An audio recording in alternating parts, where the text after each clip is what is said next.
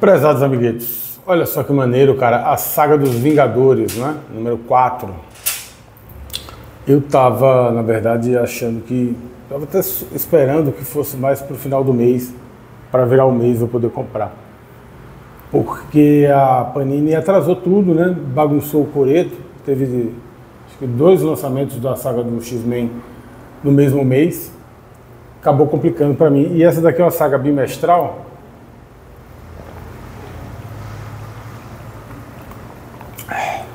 Eu achei que fosse demorar um pouco mais. Mas falei, pô, vou comprar também. Por um lado é bom porque você demora 2 meses, você acaba perdendo o fio da meada, né? E acaba se esquecendo da história e tal, porque a história é continuada. O que nós temos aqui, cara? A primeira edição, a primeira história dessa edição é o finalzinho dessa guerra do Kang, né? Que é uma aventura. Provavelmente, se fosse hoje, feito hoje, isso aqui tem mais de 20 anos. Provavelmente teria sido gigantesca, englobando todos os super-heróis, todos os quadrinhos Marvel e coisa e tal. Aqui ela é muito mais restrita, a ideia. Eu acho que é uma ideia que eles estão até trabalhando isso no cinema, né? Ou pelo menos tentando, que é o mundo paralelo, os multiversos e a quantidade enorme de Kang, desse viajante temporal. Aqui fica muito restrito aos Vingadores, mas é mais ou menos uma aventura que provavelmente vai ser discutida no universo cinematográfico, né? Eu acredito que dificilmente isso vai escapar, porque ela tem todos os elementos que o MCU, né, o assim chamado universo Marvel do cinema, mais ou menos que ele gosta. Não é que é muitos heróis, todos se unem contra um super vilão, tudo mais, né? Mas não, é uma história meio Deus Ex Machina, né? Primeira edição eles são teletransportados, né? Para essa zona do limbo, né? Onde o Kang está. E depois eles são teletransportados de volta para a Terra. Não é a minha coisa favorita, embora os Vingadores ele tenha sempre essa pegada cósmica, né? Grandiosa e tal. Eu gosto muito, e a minha fase favorita dos Vingadores já está chegando, que é a invasão à mansão dos Vingadores, né? Pelo grupo lá dos mestres do terror. O começo, a construção básica está aqui nessa edição. Essa começa a desenhar o que vai acontecer. Aí a gente tem 2 anuais, tá? Um anual é o dos Vingadores, que está horrivelmente desenhado, diga-se de passagem, muito ruim, mas tem o charme de ser desenhado por Steve Ditko, né? Os desenhos do Ditko, que é basicamente, eu não sei o que aconteceu na Marvel dos anos 80. Eles insistiam, o editor-chefe era o Jim Shooter, né, nessa época. Eles insistiam com essa tal dessa Força Federal, né, que está aqui na capa, né? Força Federal é a mesma história o tempo todo, exatamente a mesma história. É um grupo ligado ao governo americano, que ele cai de paraquedas. Isso é assim com os X-Men, é assim com os Vingadores, é assim para... Chegaram a encontrar até com o Demolidor, né? Naquela saga do Demolidor, tem um encontro dele com a Força Federal. Provavelmente os editores, as cabeças pensantes da Marvel desse período, né, tinham muito interesse em bombar a Força Federal, mas nunca vingou, cara, porque é uma equipe muito caída. Né? Muito caída, e é a mesma história, como eu falei. Eles são designados em algum lugar e eles caem lá como um Deus Ex Machina, caem de paraquedas lá. Não importa o grupo, um grupo como esse, que são os Vingadores da Costa Oeste e os Vingadores da Costa Leste, eles conseguem vencer os dois, conseguem prender os dois. Coisa absurda. Né? Como fizeram com o X-Men, como fazem com... Toda vez que eles tentaram usar a Força Federal. É mais ou menos, mal comparando, que as coisas do universo Marvel, elas vão muito lentamente, elas vão se desenvolvendo muito lentamente. Então já era um prenúncio aqui, nos anos 80, que era a era Reagan, né? Do Ronald Reagan, toda essa coisa do Estado coercitivo, né? Do Estado autoritário se desenhando. E é mais ou menos o que vem a desaguar, né? A desembocar no registro, né? Começou com o registro de mutantes inicialmente, isso durante todo o final dos 80 e os 90, para depois chegar realmente no registro de super-heróis, na Guerra Civil, coisa e tal. Tudo aquilo ali, que eu realmente confesso para vocês que eu não li, que eu não conheço, mas todo o germe disso está aqui, né? Está aqui nesse período e está com essa, vamos dizer, simbolicamente está sintetizado nessa tal dessa Força Federal. Aqui vai aparecer a Valerie Cooper, né? É mais ou menos isso. A Força Federal chega e fala, ó, vamos prender vocês aí, os Vingadores. Ah, mas por que não? Porque o governo tem suspeitas que vocês estão com atividades antipatrióticas e coisa e tal.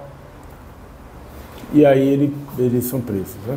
A Força Federal já tentou, até com o Hulk, a Força Federal tentou tretar com o Hulk, né? Não tem muita coisa. Esse Gyrick, né? Esse cara aqui, Peter Gyrick, que durante muito tempo também fez esse papel, né, de ser o representante do governo. Essa é a Valerie Cooper, muito mal desenhada pelo nosso querido Steve Ditko. Não sei o que estava acontecendo com o Ditko nesse momento, ele não estava, fez uma coisa bem matada, né? Mas é basicamente isso. Aí o que tem de saboroso aqui? Tem de saboroso, a gente começa a ver a gruta. A gruta era uma espécie de prisão para pessoas super poderosas, né? Então era uma prisão especial e esses soldadinhos da gruta, eles têm tecnologia Stark, tá? As armaduras dele, então, que vem a desembocar alguns anos depois a Guerra das Armaduras 2, né?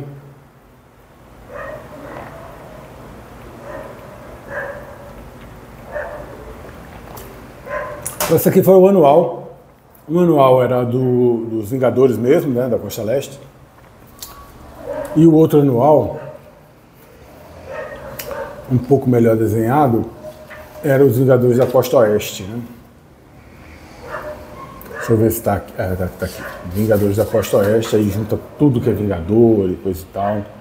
Não vou dar muito spoiler, porque não é o caso aqui da gente discutir isso. A impressão que dá quando você lê é que está meio bagunçado, saca? Não sei se era assim mesmo, ou se faltou história, se faltou contexto para a gente entender melhor o que estava acontecendo. Muitas dessas coisas eu li em banca. Eu lembro disso aqui ser lançado na... Cara, agora não sei se era Super Almanac Marvel. Acho que era Super Almanac Marvel, né? Que era aquele... Tudo da Abril era mix, né? Mas o Super Almanac era um tijolinho assim, que era esporádico, de vez em quando eles lançavam para acelerar a cronologia, né? Precisava dar vazão. Então, como essa história e esses eventos tinham que ser mostrados de alguma maneira, eles fizeram no Super Almanac Marvel. Aí começa, cara, essa que é os Vingadores mesmo, né? Desenhado por John Buscema, Roger Stern, deixa eu ver. Roger Stern, quer dizer, aí realmente é o que a gente quer ler, de fato, né? Que é todos os desdobramentos para chegar no ataque à mansão dos Vingadores, perpetrado pelo grupo do Barão Zemo, né? O Barão Zemo vai atacar os Vingadores com os Mestres do Terror, né?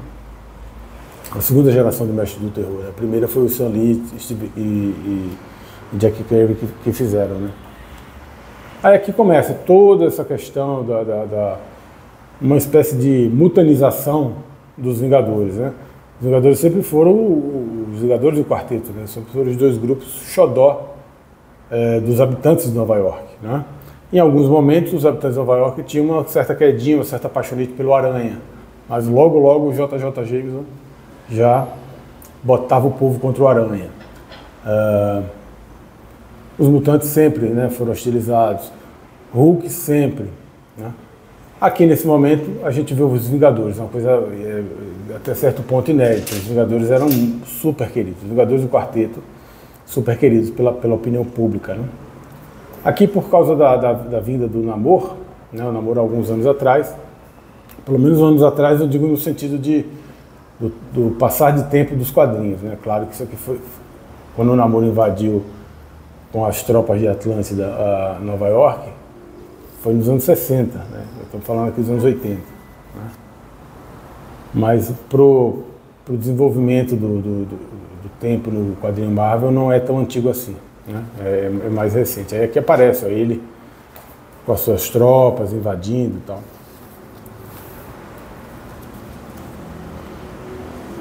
O Roger Stern trabalha bastante com isso, trabalha muito bem. E eu acho que ele dá um destaque legal pro filho de Zeus, né, o Hércules, que o Hércules nunca teve, sempre foi um personagem B, C do universo Marvel. E ele fica legal aqui com o Roger Stern. Aí aqui está toda a construção, né? Por exemplo, essa daqui, que é a Rocha Lunar, já está sendo cooptada aí para virar parte dos mestres do terror. Né? Então, nós temos aqui aos poucos a coisa vai se construindo, né? Muito bem desenhado, né? O John Buscema estava no auge mesmo. Muito bem feito. Ele sempre mandou bem, né, cara? Aí você tem essa aventura. Ela é uma aventura vamos dizer, de início. Vamos supor que você não tenha pego as 3 primeiras edições, né? Pegou essa daqui e fala, putz, cara, esse negócio dos mestres do terror, ouvi falar, eu acho legal. Começa aqui. A gente pode dizer que começa de fato aqui. Aqui é o prenúncio de tudo.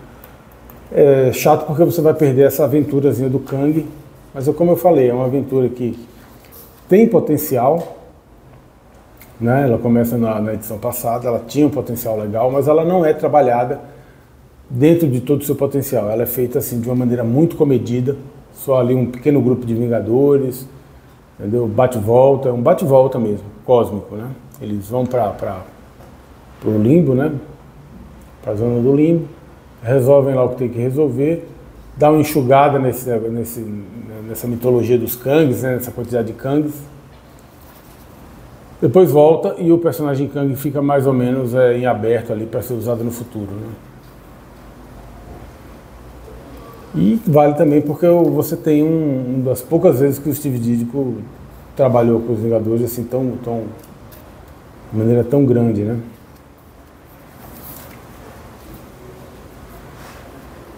Então, assim, não tem muito mais o que falar, cara.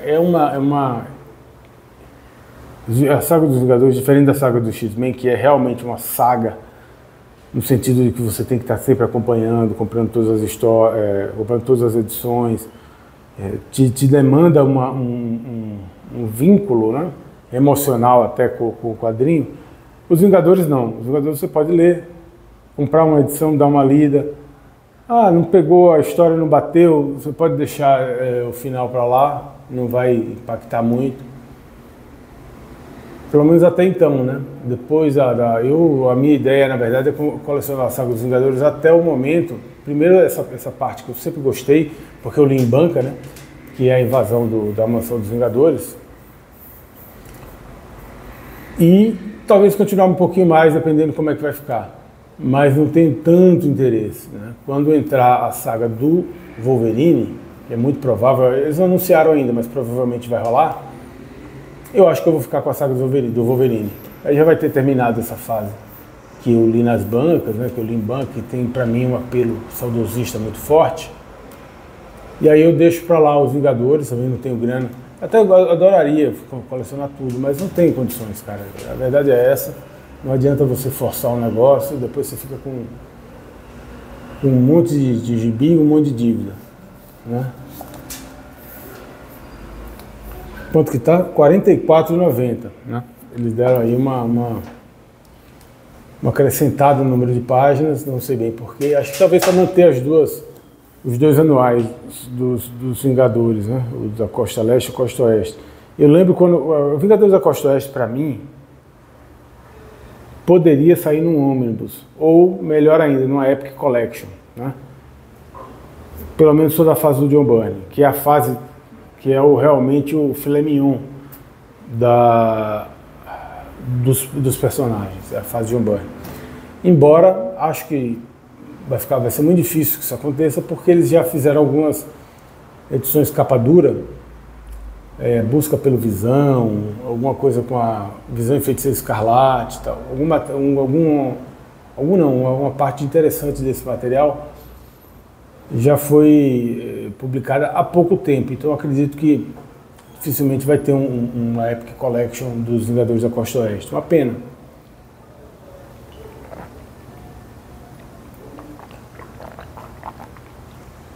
Às vezes eu tenho essa impressão que a Panini ela se perdeu um pouco, né? Ela começou a fazer essas edições single issue, né? Edições sozinhas, com um material muito filé mignon. Por exemplo, o Hulk. O Hulk teve coisas do Hulk fantásticas que ela publicou em capa dura. Por exemplo, material do John Byrne, a saga da Encruzilhada, as coisas assim, que aí fica mais inviável você fazer um TPB, como um Epic Collection, que é um negócio que pega uma quantidade grande, e aí ia ter que repetir história, talvez as pessoas que já compraram aquela capa dura não vão querer e tal. Então, a vinda da Epic Collection, ela teve esse lado bom, mas ela demorou muito para vir. Então, agora fica complicado alguns heróis que já foram trabalhados em edições separadas, distintas, fica complicado você trazer a Epic Collection deles. Porque, por exemplo, a saga do Demolidor, na verdade foi uma montagem brasileira aqui, foi transformada em saga, mas eram duas Epic Collections do material da Innocent, né? Então poderia ter sido, né, se tivesse na época que lançaram a saga do Demolidor, já tivesse o selo Epic Collection, poderia ter vindo como Epic Collection, teria sido muito melhor, muito melhor. 3 Epic Collections você matava todo o material e era mais fácil de manusear, de guardar e tal. Sem falar que não ia ficar com essas lombadas tudo torto, tudo maluca, né? Mas de modo geral a gente também não dá para reclamar, não dá para querer tudo. Vindo assim no formatinho de saga, é interessante, cara. Eu gosto muito desse formatinho de saga, mas eu acho que aí saga seria legal para coisas longas, tipo X-Men, coisas longas que eu digo assim, que eu quero ver com vagar, vamos dizer assim, com muito tempo. Eu quero uma vez por mês ir na banca e comprar a saga do X-Men. Eu prefiro do que, sei lá, lançasse a cada 6 meses uma Epic Collection do X-Men. Aí não ia ter o mesmo prazer. O barato é você ir na banca todo mês, pegar, ler aquele material, ou no meu caso, reler, né? Outras coisas não, outras saga dos Vingadores. Eu queria só essa parte mesmo do Roger Stern, pegar só esse materialzinho, aí seria legal 2, 3 Epic Collection e matava, resolvia o problema, né? Mas é isso aí, muito válido. Quem tiver curioso, vale muito a pena pegar esse material para começar a esquentar os tamborins para a invasão da Mansão dos Vingadores, que é dos melhores arcos dos Vingadores de todos os tempos. Abraços!